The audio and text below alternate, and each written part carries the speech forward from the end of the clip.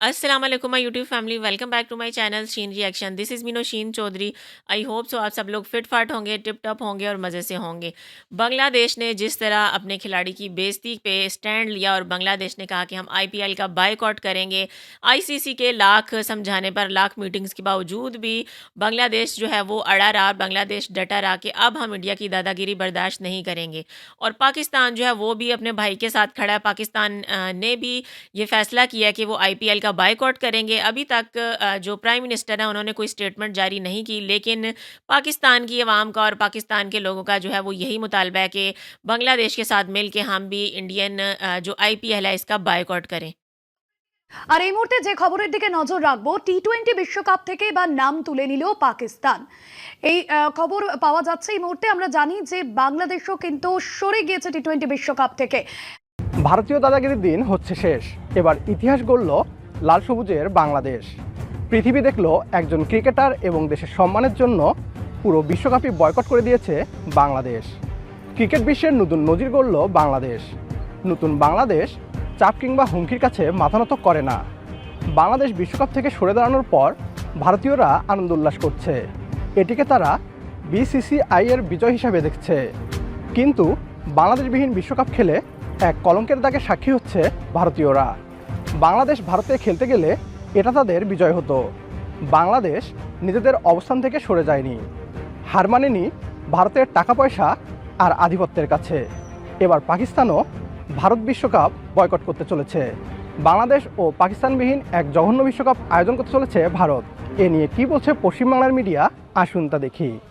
আর এই মুহূর্তে যে খবরের দিকে নজর রাখবো, টি-20 বিশ্বকাপ থেকে এবার নাম তুলে নিল পাকিস্তান।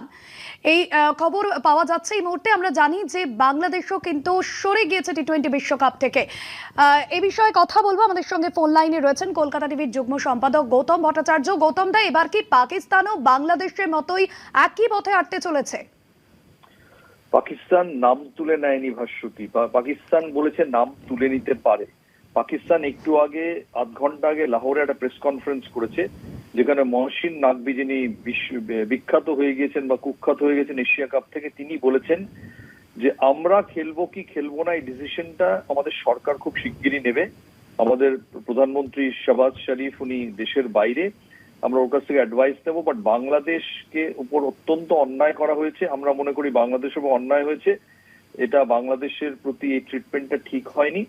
এবং পাকিস্তান মিডিয়ায় খবর ছড়িয়ে পড়েছে যে পাকিস্তান উইথড্র করে নিতে পারে টি-20 ওয়ার্ল্ড কাপ থেকে। তাহলে সেকেন্ড টিম হবে বাংলাদেশের পর যারা উইথড্র করবে। সেক্ষেত্রে 15 তারিখে ইন্ডিয়া পাকিস্তান ম্যাচ শ্রীলঙ্কায় হওয়ার কথা ছিল, সেটা বানচাল হয়ে যাবে।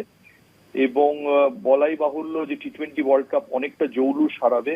এখনো অফিসিয়ালি পাকিস্তান জানায়নি, কিন্তু আজকে বলা যেতে পারে প্রেস কনফারেন্সে তারা একটা শাসানি দিয়ে রাখলো। একদমই গৌতম দা, সেক্ষেত্রে ভারত পাকিস্তান ম্যাচ মানেই টি-20 বিশ্বকাপের একটা আলাদা গরিমা রয়েছে। এই ম্যাচগুলো যেমনটা আপনি বলছিলেন যে একটা সম্ভাবনা তৈরি হয়েছে, যদি এটা সম্ভাবনা সঠিক হয় তাহলে ভবিষ্যৎ কি হতে চলেছে বলা খুব ডিফিকাল্ট। এরকম পরিস্থিতি তো কখনো হয়নি যে দুটো টিম যদি টি-20 ওয়ার্ল্ড কাপ থেকে নাম তুলে নেয় একটা রাজনৈতিক কারণে।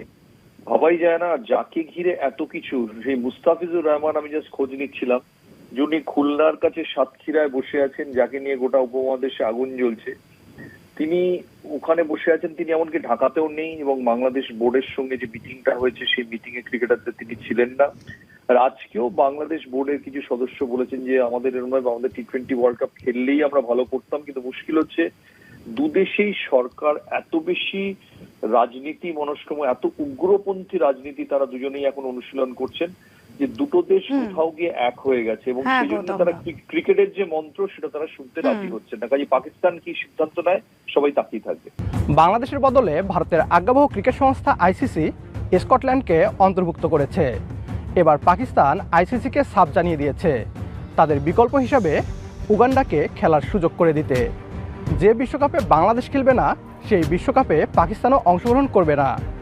বাংলাদেশের বদলি হিসাবে যেমন স্কটল্যান্ড খেলছে, ঠিক তেমনি পাকিস্তানের বদলে উগান্ডাকে খেলানোর কথা বলছে পিসিবি। ভারতের সবচেয়ে বড় স্টেডিয়াম নরেন্দ্র মোদী স্টেডিয়ামে ভারত উগান্ডার সাথে ক্রিকেট ম্যাচ খেলবে। আর এটিকেই গোমূত্র পানকারী ভারতীয়রা ভারত ও বিসিসিআই এর জয় বলে আনন্দ উল্লাস করবে। আমরা জীবন দিতে রাজি, কিন্তু চুল পরিমাণ বেজ্জতিও সহ্য করব না। একমত হলে কমেন্ট বক্সে ইয়েস লিখে জানিয়ে দিন আমাদের। সেই সাথে ভিডিও শেয়ার করে দেখার সুযোগ করে দিন আপনার বন্ধুদের। পরবর্তী ভিডিও দেখার আমন্ত্রণ জানিয়ে বিদায় নিচ্ছি আজ। আল্লাহ হাফেজ। जी तो व्यूअर्स, ये थी आज की वीडियो। जिस तरह से बांग्लादेश डटा रहा अपनी बात पे और बांग्लादेश ने आईपीएल का बॉयकॉट कर दिया है। आईसीसी के साथ जो मीटिंग हुई उसके बाद उन्होंने 24 आवर्स दिए थे, लेकिन बांग्लादेश ने अपनी प्रेस रिलीज़ की और उसमें साफ साफ कह दिया कि हम बॉयकॉट करेंगे। और पाकिस्तान जो है वो वाहिद मुल्क है जिसने बांग्लादेश का साथ दिया था। पाकिस्तान का एक वोट पड़ा था बांग्लादेश के हक़ में, और अब पाकिस्तान के मोहसिन नकवी ने कहा कि हम भी आईपीएल का बॉयकॉट करना चाहते हैं, लेकिन प्राइम मिनिस्टर आएंगे और वो फैसला करेंगे, क्योंकि बांग्लादेश के साथ जो हुआ वो बिल्कुल गलत हुआ। इंडिया ने बांग्लादेश के साथ बिल्कुल गलत किया और पाकिस्तान इंडिया के खिलाफ जो है वो बांग्लादेश के साथ खड़ा है। तो पाकिस्तान क्रिकेट बोर्ड के जो चेयरमैन हैं मोहसिन नकवी, उन्होंने बड़ा क्लियर मैसेज दिया है कि बांग्लादेश के साथ बहुत गलत किया गया है। बांग्लादेश ने बिल्कुल ठीक फ़ैसला लिया है।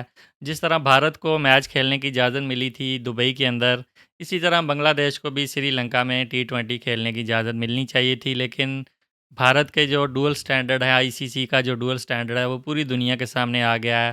पाकिस्तान ने फ़ैसला करना है बहुत जल्द कि हमने T20 खेलना है या नहीं खेलना। पाकिस्तान के क्रिकेट बोर्ड के हेड ने यही कहा है कि हमें भी इसका बाइकआउट करना चाहिए, लेकिन जो आखिरी फ़ैसला है वो वज़ीर आज़म करेंगे।